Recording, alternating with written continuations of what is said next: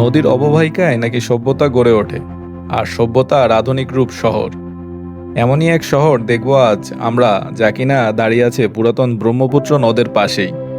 এ শহরের মানুষ ব্যস্ত হলেও তারা ভুলে যায়নি কিভাবে তাদের ইতিহাস রক্ষা করতে হয়। তাই তো 1200 শতকের এই রাজবাড়ির ঘূর্ণায়মান নৃত্যমঞ্চ আজও টিকে আছে। এ শহরের উদারত্বের নিদর্শন এই লজ, যা কিনা এক রাজা তার দত্তক নেয়া পুত্রের জন্য তৈরি করেছেন। যে শহরে শিল্পাচার্যের সংগ্রহশালা রয়েছে, তার গুরুত্ব কি আর বলে বোঝানো সম্ভব? সবশেষে এই শহরের ঐতিহ্যবাহী খাবার। চলুন তাহলে আজকে ঘুরে আসি এক নতুন পথে, এক নতুন গন্তব্যে। Welcome to Mymensingh.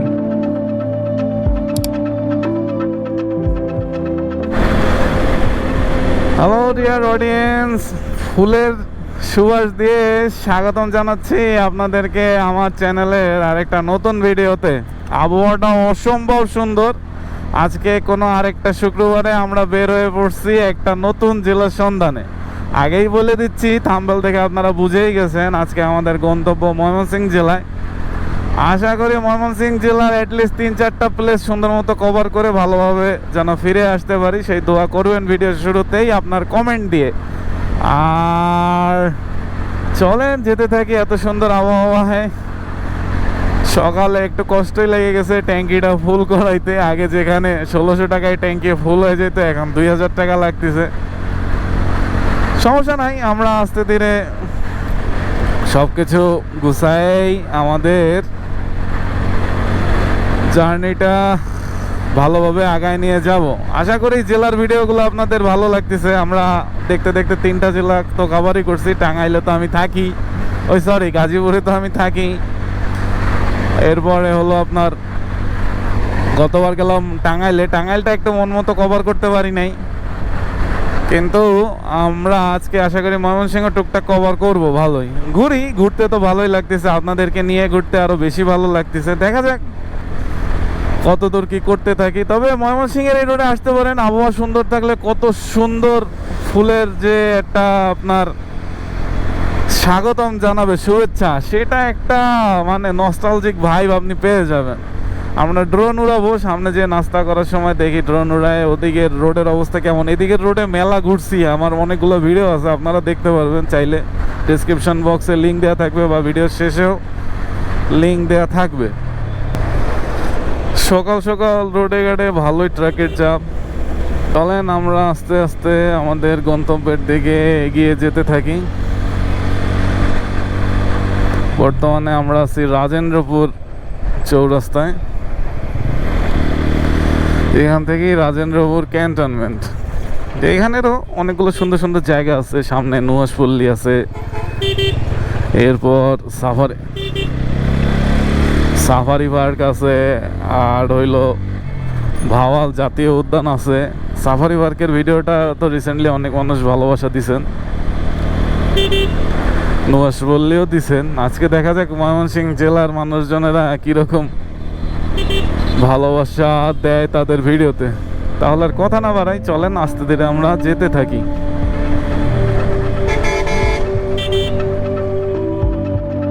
সড়ক ব্যস্ত হলেও এর সৌন্দর্যের মুগ্ধতা যেন মনে প্রশান্তির এক স্পর্শ লাগিয়ে দেয়। সাথে রৌদ্রকরোজ্জ্বল দিন আর আমার N160 আর অসাধারণ এক রাইডের গল্পের শুরু।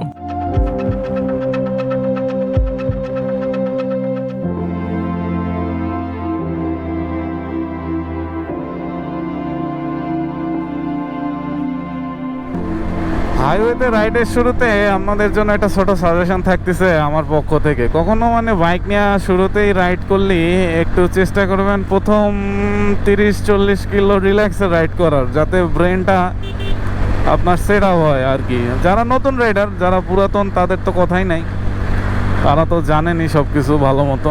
বাট যারা নতুন তারা চেষ্টা করবেন একটু 30-40 কিলো একদম রিল্যাক্সে নিয়ম মেনটেন করে চালায়, এরপরে আপনার সকল কাজকর্ম করার জন্য। মানে টানাটানি বা যতই যা হোক, রোড গার্ডের ভাইবটাও বুঝবেন। আস্তে ধীরে পুলিশ কই আছে, যেমন বিশেষ করে এই মোড়ের পরে পুলিশগুলো বেশি থাকে, বুঝতে পারছেন? তো সেক্ষেত্রে মোড়ে সবসময় স্পিড লিমিট নির্দিষ্ট পরিমাণ রাখবেন। আর মিরর প্রচুর খেয়াল করবেন, কেননা হাইওয়েতে একটাই ডেঞ্জার জিনিস হলো বাস। ওরা যেভাবে আসবে, এই যে আপনারা এখন ধরেন আমি এই ওভারটেকটা করতে যাচ্ছি, হুট করে পিছ থেকে এসে হর্ন দিতে দিতে থাকলে আপনি একটা সময় যে নার্ভাস হয়ে যাবেন, বুঝতে পারছেন? তো এই কারণে প্রচণ্ড মিরর খেয়াল করবেন, মিরর অ্যাডজাস্টমেন্ট করে ভালো মতো চেক করে এরপর আপনার জার্নি শুরু করবেন। আষাঢ় শ্রাবণ মাসে এরকম রৌদ্রকরঞ্চল আবহাওয়া পাওয়াটা আসলে বিশাল একটা টাফ ব্যাপার। তারপরেও আমাদের আজকে কপাল ভালো, বিশেষ করে ময়মনসিংহবাসীর কপালটা ভালো, কেননা তাদের এলাকায় যাচ্ছি আর আজকে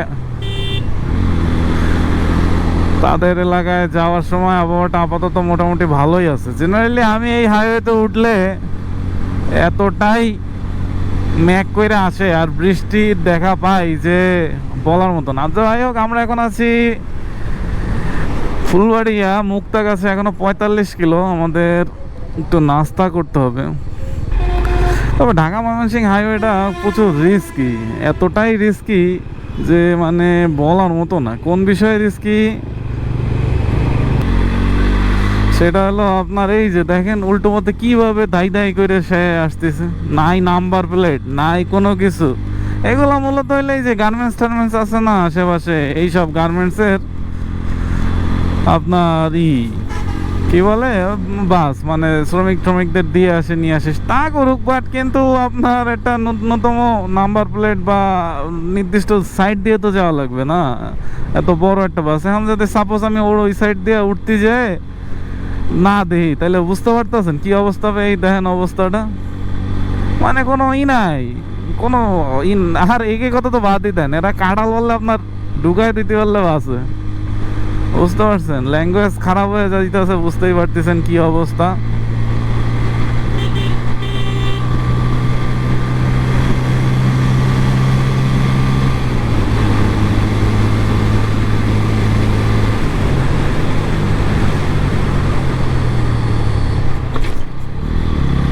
এরম রোডের মধ্যে কিটা ভিড় দেয়, কি রে ভাই,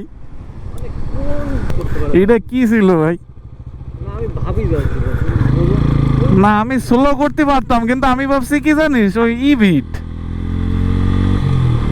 ভাই রে ভাই। ফুলবাড়িয়া পার হওয়ার পর আপনারা খুবই সাবধানে আইসেন, এই জায়গায় মোড়ের পরে বিট দিয়ে রাখছে। আসলে কোনো হাইওয়ে থেকেও বিট দেয়, তাও আবার এই ধরনের বিট একবারই।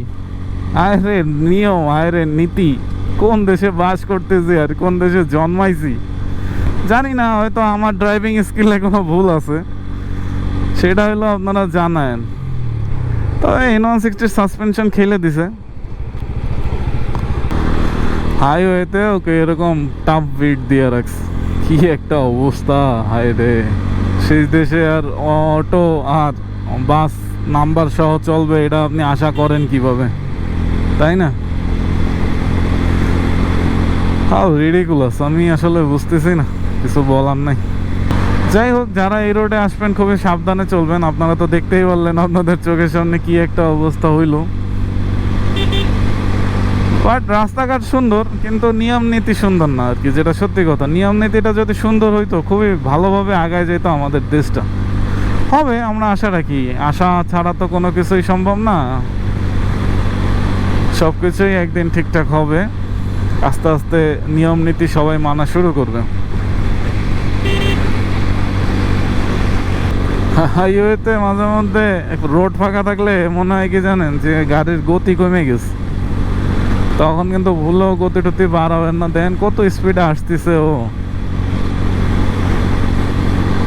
মানে বলার কিছু নাই, বলার কিছু নাই আমার। যাই হোক, দোয়া রাখেন যেন ভালো মতো পৌঁছাইতে পারি আর আবহাওয়াটা যেন ভালো থাকি। রোড ঘাটগুলো সুন্দর, কোনো জায়গায় পিচ ঢালাই, কোনো জায়গায় সুন্দর কার্পেটিং করা। নাস্তা করা লাগবে, এখন তো বিট দেখলেই ভয় লাগে।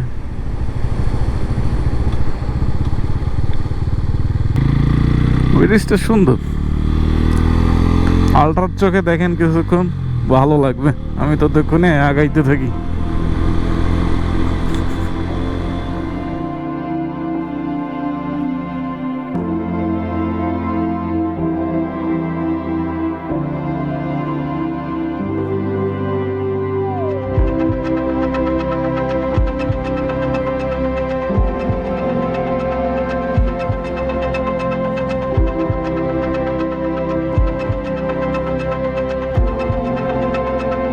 অবশেষে আমরা চলে আসি ময়মনসিংহ বাইপাসে।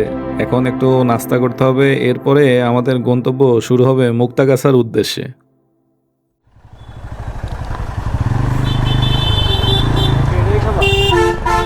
খাই কই জানো এটা?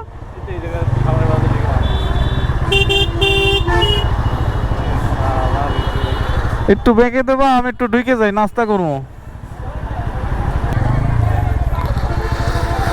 খাওয়া দাওয়াটা একটু সারি, ময়মনসিংহ বাইপাসে চলে আসে।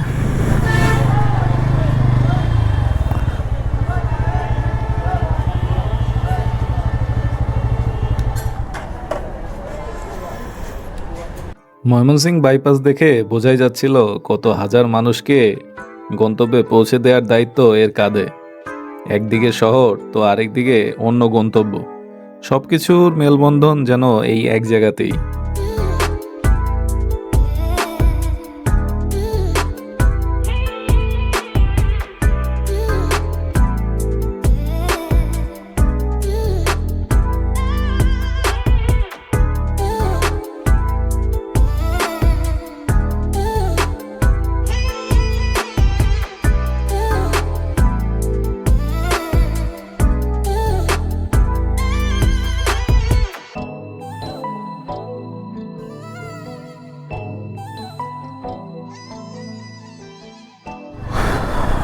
বাইপাস থেকে খাওয়া দাওয়া করে আমরা এখন যাচ্ছি মুক্তাগাছার দিকে।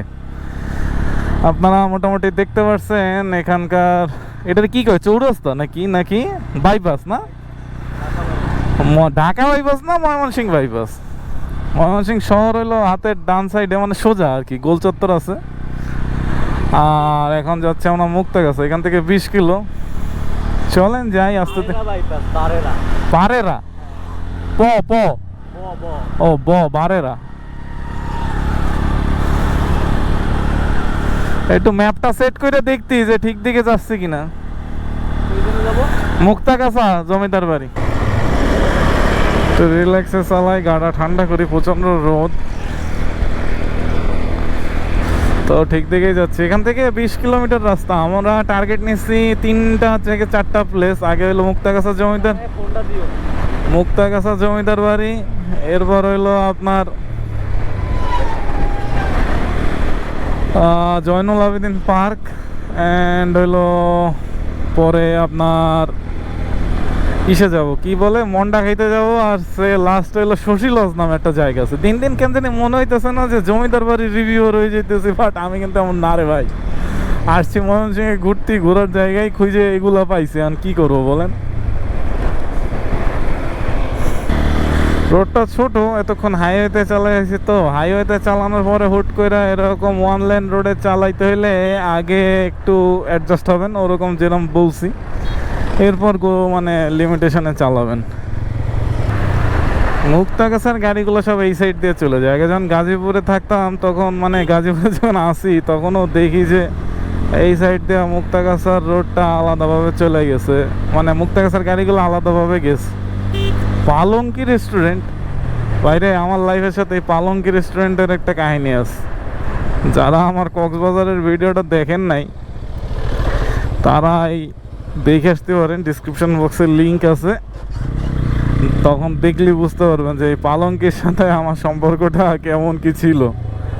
এরপর থেকে আমি নামটা দেখলে একটু সতর্ক হয়ে যাই। ময়মনসিংহবাসী অবশ্য সুন্দর আবহাওয়া দিয়ে আমাদেরকে রিসিভ করছে। আশা করি এই আবহাওয়া বিকাল পর্যন্ত অ্যাটলিস্ট ভালো থাকবে। দুপুর বিকালের মধ্যে বের হয়ে যাওয়ার ইচ্ছা আছে। রাত্রে রাইড করা আমার মোটেও পছন্দ না, রাত্রে রাইড আসলে করতেও পারি না। নিজের দুর্বলতা ভাবেন বা যাই ভাবেন, এটা আমার দ্বারা সম্ভব না। এই কারণে রাত্রে রাইড করাটা আমি পার্সোনালি অ্যাভয়েড করি। চলেন তাইলে যাই, একবার মুক্তাগাছা জমিদার বাড়ির ওইখানে যেয়ে আপনাদের সাথে কথাবার্তা বলি।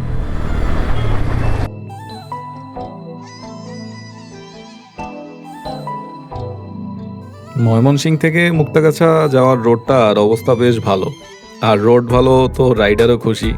এই রোডে আবার দেখা পেলাম বাংলাদেশ ব্যাংকের একটা শাখাও রয়েছে। বিভাগীয় শহর বলে কথা, এর তাৎপর্য তো থাকবেই আলাদাভাবে।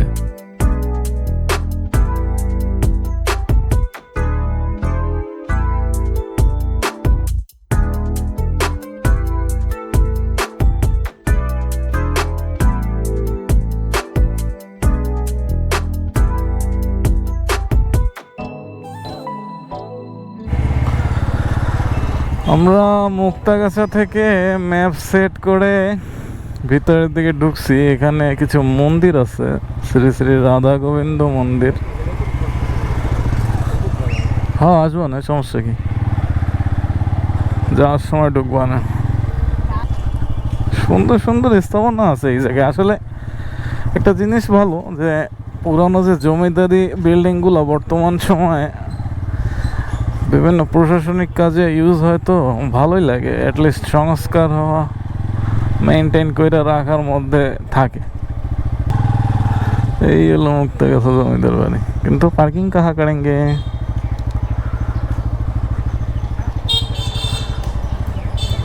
গাড়ি কই রাখবো? ভিতরে ঢুকবো তো।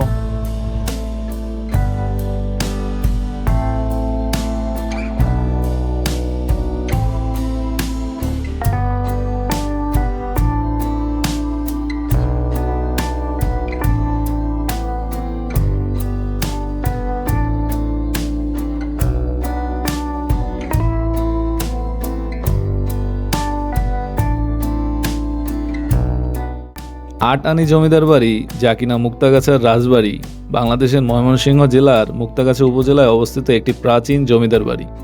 ময়মনসিংহ শহর থেকে ১৬ কিলোমিটার পশ্চিমে, ময়মনসিংহ টাঙ্গাইল ও ময়মনসিংহ জামালপুর মহাসড়কের সংযোগস্থল থেকে ১ কিলোমিটার উত্তর পূর্ব দিকে মুক্তাগাছার রাজবাড়ির অবস্থান।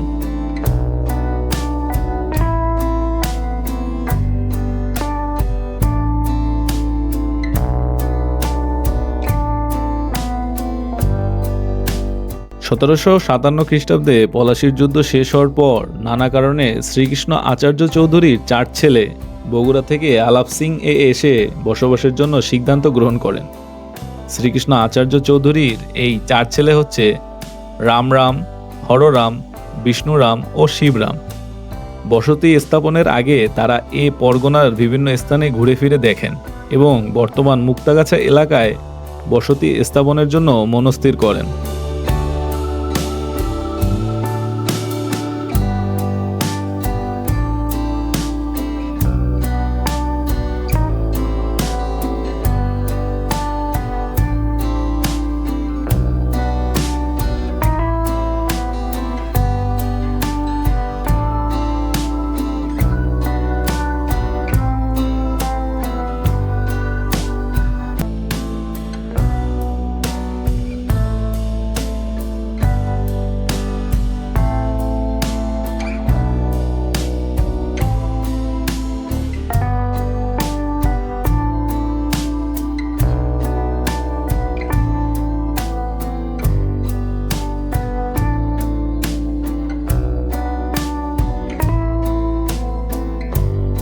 ময়মনসিংহের মুক্তাগাছা নাটকের ঐতিহ্য দীর্ঘকালের। এখানকার সাংস্কৃতিক পরিমল এক সময় ছিল অত্যন্ত বৈচিত্র্যপূর্ণ। নাটক, সাহিত্য, সংস্কৃতি প্রভৃতিতে ছিল মুক্তাগাছার জমিদারদের স্বতঃস্ফূর্ত অংশগ্রহণ। আর নাটক আরও জনপ্রিয় করেছে এই ঘূর্ণায়মান মঞ্চ।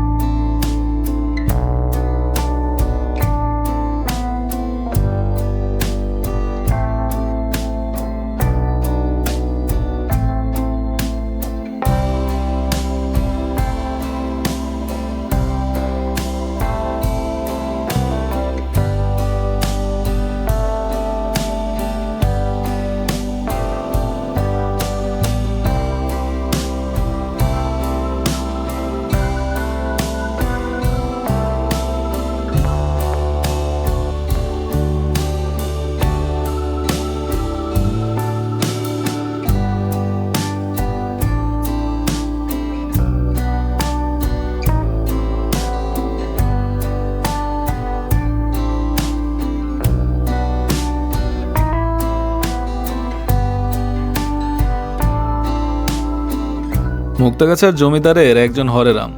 এই হরেরামের বাড়িটি হচ্ছে বর্তমানে রাজবাড়ি। মুক্তাগাছার জমিদারির প্রতিষ্ঠাতা শ্রীকৃষ্ণ আচার্য চৌধুরীর মেজ ছেলে। এ বংশের জমিদার আটানি বাড়ির জমিদার বলে পরিচিত।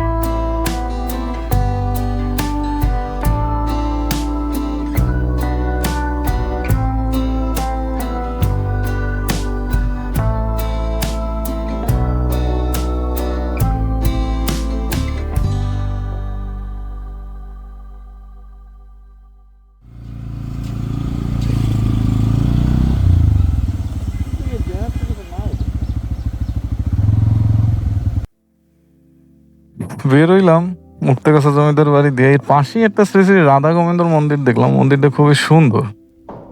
তা তৃষ্ণাও লেগে গেছে, ভাবলাম এই দিকে একটু পানি জল খায় এরপর যাবানে মন্ডা খাইতে অথবা পার্কে জয়নুল আবেদিন সংগ্রহশালা। ওইটা নাকি আবার 3টার সময় খোলে শুক্রবারে, বাট তাইলে তো আনফর্চুনেটলি এতক্ষণ তো থাকা সম্ভব হবে না, ওদিকে জ্যাম পড়ুন। এই সাইডে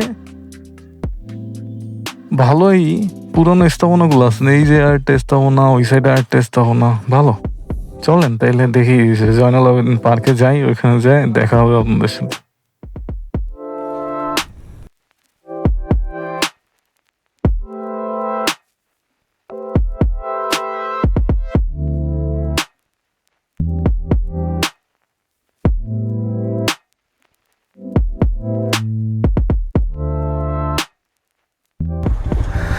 তো আমরা 2টা প্লেস একটু দেখাইছি, একটা তো একটু ধর্মীয় কেন্দ্রিক, যারা যাওয়ার তারা অবশ্যই যাবেন, পবিত্র স্থান। এখন আমাদের খোঁজ হলো মুক্তাগাছার মন্ডার। এই জায়গায় আছে কোনো এক সাইডে মন্ডার দোকান। ভাই মন্ডার দোকান কোন জায়গায়? সামনের বলতে ওই লালইটা সামনে দিয়ে ডাইনে দা যাবো। ও আচ্ছা আচ্ছা, ধন্যবাদ ভাই। আসছি গাজীপুর থেকে। ওইটা দেখেই আসলাম। হ্যাঁ হ্যাঁ, না মুক্তাগাছা জমিদার বাড়ি না, হ্যাঁ ওইটা দেখেছি।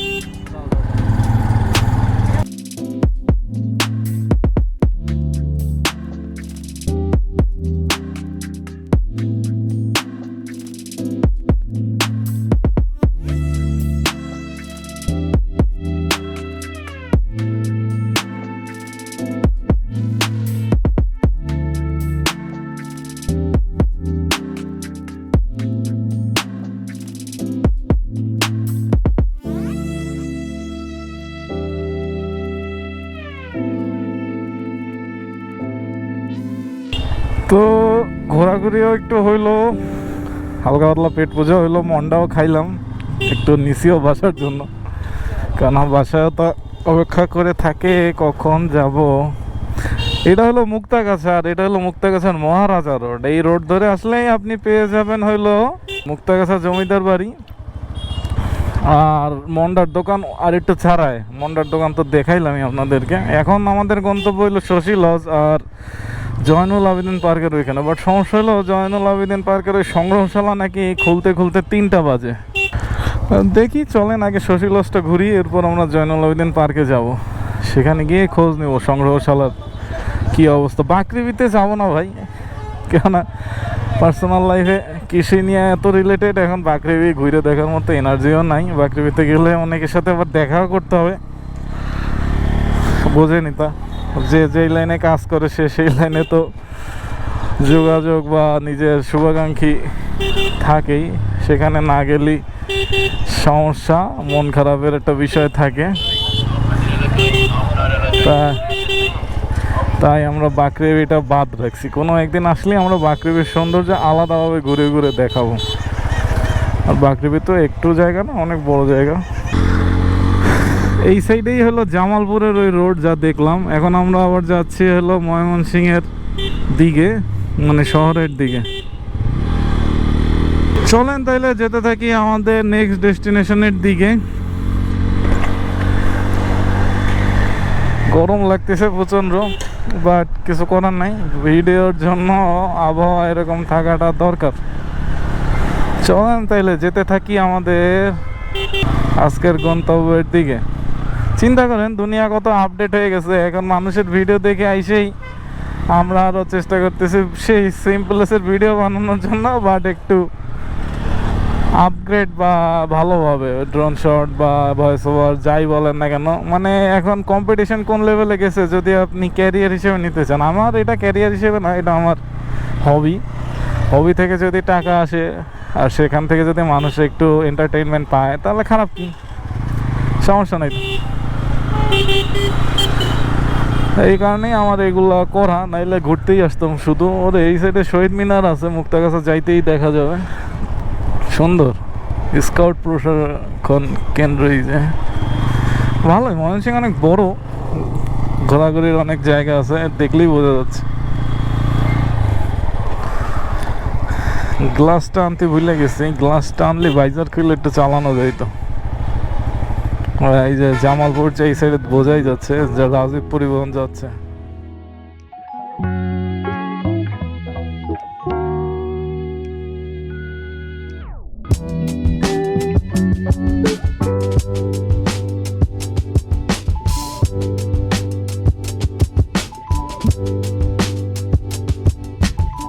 তবে একটা জিনিস, ময়মনসিংহ শহরের রোডের প্রশংসা আসলেই করতে হয়।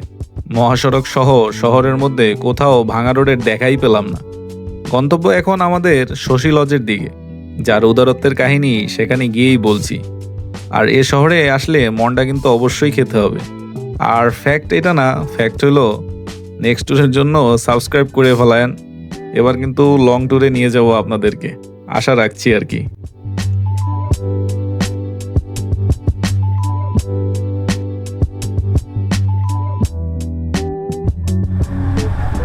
এই হলো শশী লজের আশপাশ দিয়ে ঘুরতেছি। অ্যাজ ইউজুয়াল গুগল ম্যাপের সাথে আমাদের সম্পর্কটা একটু কমপ্লিকেটেড, তাই প্রতিবারই তারা আমার আর আমার বাইরে ধোকাই দিয়ে দেয়। গাড়িটা ভিতরে নিতে দিলেই হয়।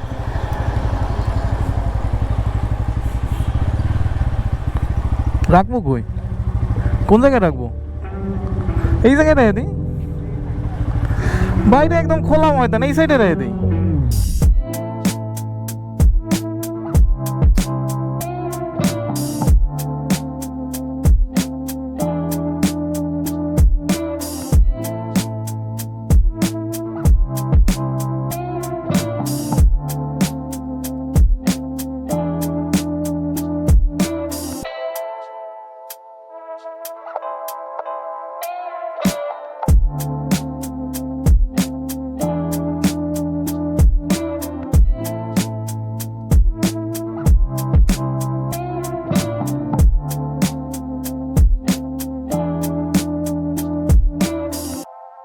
শশী লজ বাংলাদেশের ময়মনসিংহ শহরের কেন্দ্রস্থলে অবস্থিত মহারাজা শশীকান্ত আচার্যের বাড়ি, যা ময়মনসিংহের রাজবাড়ি নামেও সমাধিখ্যাত। শহরের কেন্দ্রস্থলে ব্রহ্মপুত্র নদের অদূরে এই রাজবাড়ি অবস্থিত।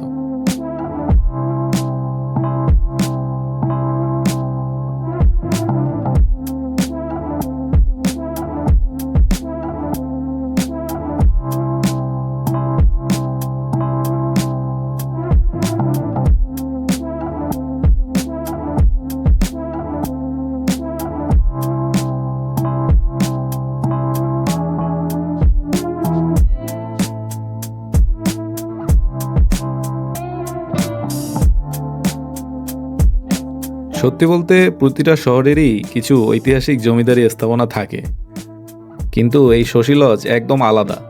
কারণটা হলো এর ব্যবস্থাপনা। জমিদারি আমলের এক একটা জিনিস যে কতটা যত্ন নিয়ে রাখা হয়েছে, সেটা এখানে না আসলে একদমই বোঝা অসম্ভব।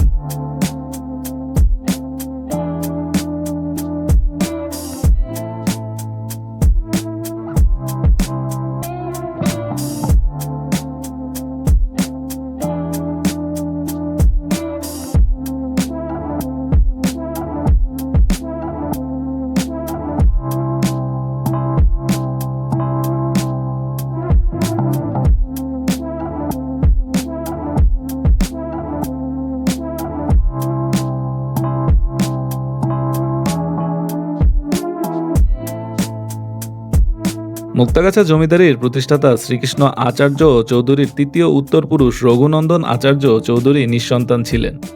অথচ পিতৃতান্ত্রিক সমাজের সাংগঠনিক কাঠামো অনুযায়ী সম্পত্তি সংরক্ষণে সক্ষম একটি পুত্র সন্তান ভীষণভাবে প্রয়োজন। তাই দত্তক পুত্র গ্রহণের সিদ্ধান্তে উপনীত হলেন তিনি। গৌরীকান্ত আচার্য চৌধুরীকে দত্তক নিলেন রঘুনন্দন। কিন্তু নিয়তির খেলা যেন একটু অন্যরকমই ছিল এই জমিদারি বংশের উপরে। কপালগুণে গৌরীকান্ত আচার্য চৌধুরী, এরপরে কাশীকান্ত, এরপর চন্দ্রকান্ত এবং সর্বশেষ সূর্যকান্ত আচার্য চৌধুরী পর্যন্ত সকলে ছিলেন নিঃসন্তান।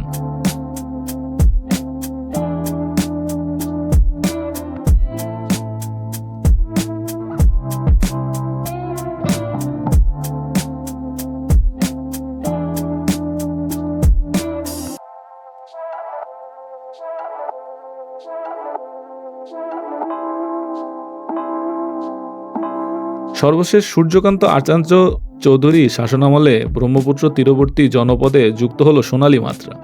প্রায় 41 বছর জমিদারি পরিচালনার প্রশস্ত প্রেক্ষাপটে বহু জনহিতকর কাজ করলেন তিনি। ময়মনসিংহে স্থাপন করলেন একাধিক নান্দনিক স্থাপনা। 19বিংশ শতকের শেষ পাদে ময়মনসিংহ শহরের কেন্দ্রস্থলে 9 একর ভূমির উপর একটি অসাধারণ দ্বিতল ভবন নির্মাণ করলেন সূর্যকান্ত।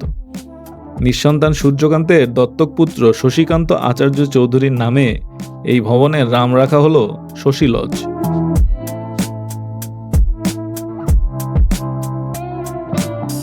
তা এই হলো আমাকে শশী লজ 0.6x দেন।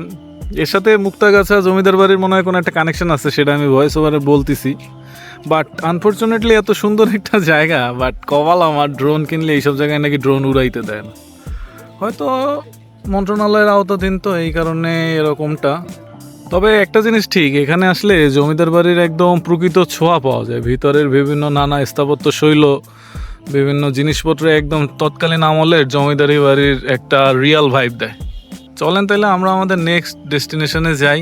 আলেকজান্ডার ক্যাসেল নামে একটা জায়গা আছে, আর জয়নুল আবেদিন পার্কের ওইখানটা ঘুরে বাসার দিকে রওনা দেব।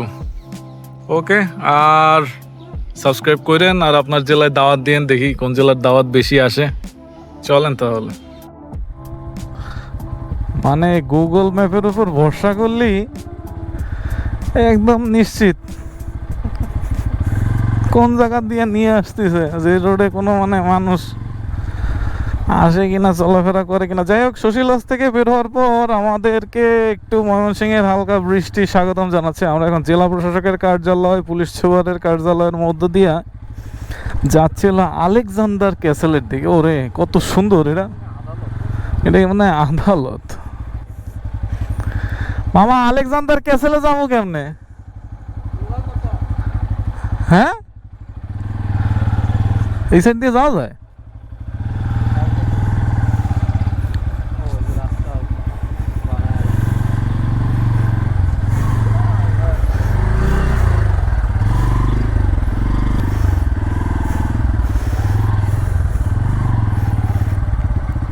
ভালোই হইলো, একটা পাহাড়েরও ফিল পাওয়া গেল। কই, কোন দিক? হ্যাঁ, তাই তো দেখতেছি। খোলা রাখ, এই রোডে কি মানুষ আইবে? এমন কি আছে আলেকজান্ডার ক্যাসেলে, তাই তো বুঝলাম না আমি। রোড ওই সাইডে একটা আছে রে বাবা, তখন সোজা দেখাইলো রোডটা। আর এখন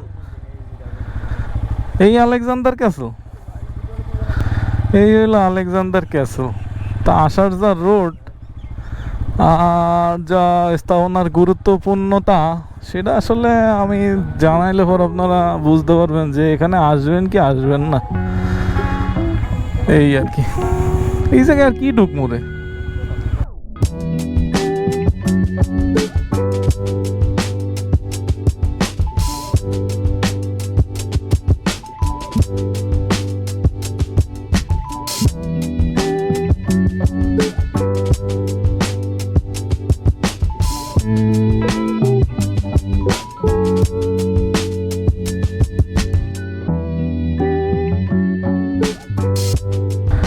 আলেকজান্ডার ক্যাসেলের যে অবস্থা, সেটা আপনারা ভিডিও দেখেই খুশি থাকেন। এদিকে আর আসার দরকার নাই। দেখি আমি জয়নুল আবেদিন পার্কে যাই। জয়নুল আবেদিন পার্কে গেলেই বোঝা যাবে ওইখানের অবস্থাটা কি। ওইটা মনে হয় খোলামেলা নদীর পাশে একটা পার্ক টাইপ, বাট শিল্পাচার্য জয়নুল আবেদিনের সংগ্রহশালাটায় যেতে পারলে খুব ভালো লাগতো, কিন্তু ওইটা নাকি 3টায় খোলেন। দেখি চলেন যাই আগে ওইখানে, তারপর বোঝা যাবে। এটা কি উচ্চ মাধ্যমিক শিক্ষক প্রশিক্ষণ ইনস্টিটিউট? আমরা আছি কিসের মধ্যে? উচ্চ মাধ্যমিক শিক্ষক প্রশিক্ষণ ইনস্টিটিউট, HSTTIA। কোন দিক? এই সাইডে হলো সার্কিট হাউস। হ্যাঁ, সার্কিট হাউসটা সুন্দর। ময়মনসিংহের অধিকাংশ যে প্রশাসনিক অফিস টফিস সবই হইলো একটু পুরানো স্ট্রাকচারে করা আর কি। এই হইলো জয়নুল আবেদিন পার্কে কাছাকাছি চলেই আসছি, বোঝাই যাচ্ছে। কি বাম সাইডে? ও, আমার সিনেমাটোগ্রাফারের নামে নাম সাহেব পার্ক। এই জায়গায় তো অনেক খাওয়াও যাইবে নাকি? সব ফুচকার দোকান, চটপটি আর ফুচকা। না, ফ্রাইড রাইস টাইস থাকলে খাওয়া যেত, লাঞ্চ করে হলাইতাম একবারে। ও এই জায়গায় যে মেলা লোকজন হয়তো দেহে বোঝা যাচ্ছে। এই পাশে একটু শিশু পার্ক টাইপও আছে, ভালো সাহেব পার্ক। আর সামনে হইলো জয়নুল আবেদিন পার্ক। যাই ওখানে যাই দেখি কি অবস্থা। ভালো, ওই জায়গাটা তো খুবই সুন্দর। পরন্ত বিকেলে একদম রিল্যাক্সিং ভাবে একটা ট্যুর দেওয়া যায়। কই এই যায় কি গাড়ি নিয়ে ঢোকা যায়? ওই সামনে জয়নুল আবেদিন পার্ক। ও ওইটা কি দেখা যায়? আমি তো জয়নুল আবেদিন পার্কে এই জায়গায় তো রেস্টুরেন্টও আছে। ওই চত্বরটায় যাই, ওই চত্বরটায়। বাহ, বাইক নিয়ে একদম। এটা কি নদী? নদীর পাড়ে অসম্ভব সুন্দর। এই জায়গায় আশা করি ড্রোন উড়ানোর রেস্ট্রিকশন নাই।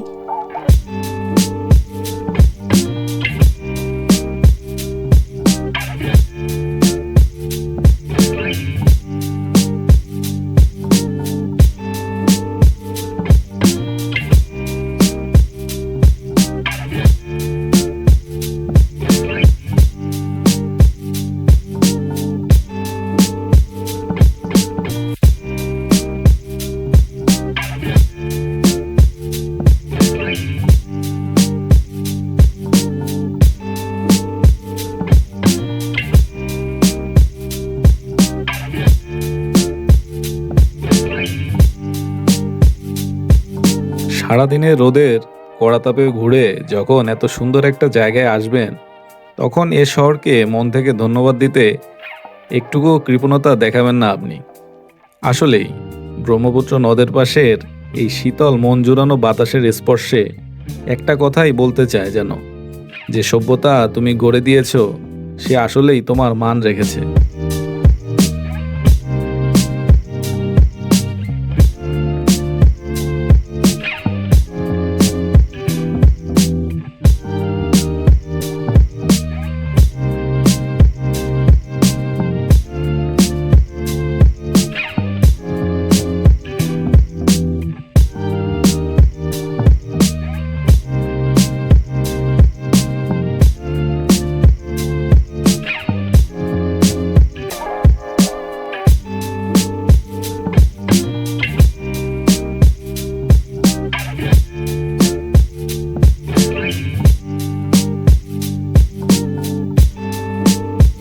কিন্তু সব পরিপূর্ণতা তো আর একবারে পাওয়া যায় না। তাই এবারের ট্যুরে একটাই আফসোস, শিল্পাচার্য জয়নুল আবেদিন সংগ্রহশালাটা দেখতে পারলাম না। ব্যাপার না, হয়তো অন্য কোনো গল্পেই এর নাম লুকিয়ে আছে। সুন্দর একটা প্লেস থেকে বিদায় নিচ্ছি, কিন্তু আনফরচুনেটলি একটাই কষ্ট থেকে গেল যে জয়নুল আবেদিনের যে সংগ্রহশালা সেটা বন্ধ। 3টার সময় খুলবে। এখন এই 3টা পর্যন্ত আসলে এতটা সময় নাই। এই সাইড দিয়ে তো বের হওয়া যায়, তাই বের হয়ে যাচ্ছি। আমি আসলে সরি আপনাদের নিকট, আপনাদেরকে দেখাইতে পারলাম না ওর ভিতরটা। এখানেও সুন্দর প্লেস আছে, বাট এই তো টোটালি ওই যে জয়নুল আবেদিন শিল্পাচার্যের সংগ্রহশালাটা এই সাইডের গেট থেকে বের হইলে এটা নাকি 3টার সময় খুলবে। আমি জানি না এগুলো আসলে কোন ধরনের রুলস। শুক্রবার বাইরে থেকে অনেক লোকজন আসতে পারে, সকালে খুলতেই পারে। এটা হয়তো প্রাইভেট প্রপার্টি কিনা, তাই এরকম করছে হয়তো। বাট পার্কটা হেভি সুন্দর ভাই। আসলে একটা পার্কের জন্য যদি বলেন আসবো কিনা, তাহলে এখানে বিকালবেলা বসে থাকলে, এখনই এত রোদ, তাই কি সুন্দর বাতাস। আর যদি ধরেন বিকালবেলা ঠান্ডা শীতল আবহাওয়া থাকে, তাইলে তো বুঝতেই পারতেছেন কি অবস্থাটা দাঁড়াবে, কতটা সুন্দর লাগবে দেখতে। তো এই ছিল সার্বিক ময়মনসিংহের ঘোরাঘুরি। চলেন আমরা হাইওয়েতে উঠে আপনাদের কাছ থেকে বিদায় নিব। আর টুকটাক আলাপ আলোচনা আছে, এই যে 3টা প্লেস ঘুরে দেখছি সেসব নিয়ে। বাট ময়মনসিংহ সিটি সুন্দর। অনেক কলিগ, ছোট ভাই, বন্ধুরা ছিল, বাট তাদের কাছে আর দেখা করার সময় নাই। চ্যানেল তো অনেকে জানেই না, আপনারাই একান্ত আপন মানুষ। উঠে গেলাম ঢাকা ময়মনসিংহ হাইওয়েতে।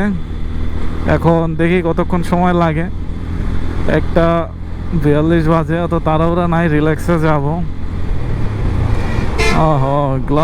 গ্লাভসটা পরা লাগবে, গ্লাভস পরতেই তো মনে নেই, গ্লাভসটা পরা লাগবে। গ্লাভস পরে নিলাম, আরও কিছু সেফটি ইকুইপমেন্ট কিনতে হবে। তো চলেন গাজীপুরের দিকে যাই, আমরা এই ভিডিওটার একটু ইতি করি। প্রথমত আমরা ময়মনসিংহে এসে যেটা বড় জিনিস মিস করছি সেটা হলো বাংলাদেশ কৃষি বিশ্ববিদ্যালয়। পার্সোনালি কৃষির সাথে রিলেটেড হইতে হইতে গবেষণা প্লট, মাঠ ঘাট, অনুষদ, এত কিছু দেখতে দেখতে আমি আর পার্সোনালি কৃষি ইউনিভার্সিটিটা অ্যাভয়েড করছি। আমি চাইছি যে ময়মনসিংহ সিটির বাইরে যেসব জিনিসপত্র আছে সেগুলোই ঘুরে দেখবো। কৃষি ইউনিভার্সিটি অবশ্যই আসবো, এত বড় একটা জায়গা, এটা কখনো কাজের সুবাদে আসলি আলাদাভাবে ঘুরে দেখার ইচ্ছা আছে। তো বাকি যে প্লেসগুলো, মুক্তাগাছা, জমিদার বাড়িতে ইজিলি ড্রোন উড়ানো যায়, গিম্বল নিয়ে ভিডিও দেখতে পারবেন। সমস্যা হলো শশী লজে, এটা মনে হয় সাংস্কৃতিক মন্ত্রণালয়ের অধীনে, তো এই কারণে ভিজিটও আছে, 30 টাকা করে টিকিট। বাট এইখানে আবার উড়ানোও যায় না, কি ড্রোন আর গিম্বল ইউজ করা যাবে না। যেসব সরকারি জিনিস সেই সব জায়গায় ড্রোন উড়াইতে দেয় না আজকালকার, এই হলো অবস্থা। বাই দ্য ওয়ে, সবশেষে যেটা মন ভালো করে দিচ্ছে সেটা হলো জয়নুল আবেদিন পার্ক। কিন্তু জয়নুল আবেদিন সংগ্রহশালাটা দেখতে পারলে মনটা আরও ভালো লাগলো। সর্বোপরি সব মিলায়ে ময়মনসিংহ অসাম, সুন্দর লাগছে। বিশেষ করে শহরের পরিপাটি রোড, বাইপাসের রোড, সব মিলায়ে 100 ময়মনসিংহ সিটি জোস। তো নেক্সট কোন শহরে যাব, কোন জেলার দাওয়াত আসে সেটাই দেখার বিষয়, একটু সময় লাগবে হয়তো। সব সময় সব শুক্রবার তো আর ঘোরা যায় না, কিছু কিছু শুক্রবার নিজস্ব কাজও থাকে। তবে আমরা এই সিরিজটা অনেক দূর নিয়ে যাব, দূরে গেলে হয়তো একটু পার্ট পার্ট করে ভিডিওগুলো আসবে, কারণ আমি চাই না যে ওই 10 মিনিটের ভিডিওতেই নিজের অনুভূতি সব কিছু ব্যক্ত করে দিতে। তো আমার যারা অডিয়েন্স আছে তারা যদি এই পর্যন্ত ভিডিওটা দেখেন, ভালো লাগে, তাহলে অবশ্যই কমেন্ট করবেন, আপনার জেলায় দাওয়াত দিবেন। যদি ঘুরায় দেখাইতে চান তাহলে তো অবশ্যই কমেন্টে জানাবেন। তাইলে মোটোব্লগ থেকে বিদায় নেই, সবাই ভালো থাকবেন, সুস্থ থাকবেন, কমেন্ট করবেন বেশি বেশি, আর সাবস্ক্রাইব করে রাখবেন নোটিফিকেশন পাওয়ার জন্য। বিদায় নেই তাহলে। ধন্যবাদ ময়মনসিংহবাসীর প্রতি শহরটাকে এত সুন্দর করে ধরে রাখার জন্য। আর মন চাইলে সাবস্ক্রাইব করে রাখতে পারেন পরবর্তী ভিডিওর নোটিফিকেশনের জন্য। টাটা তাহলে।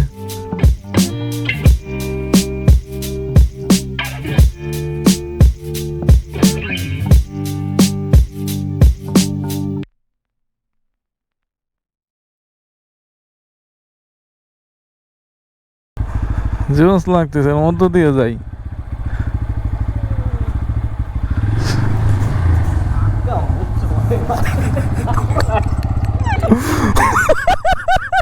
এইটার ভিডিওটা ভাই, সরি কোন দিক যাবো?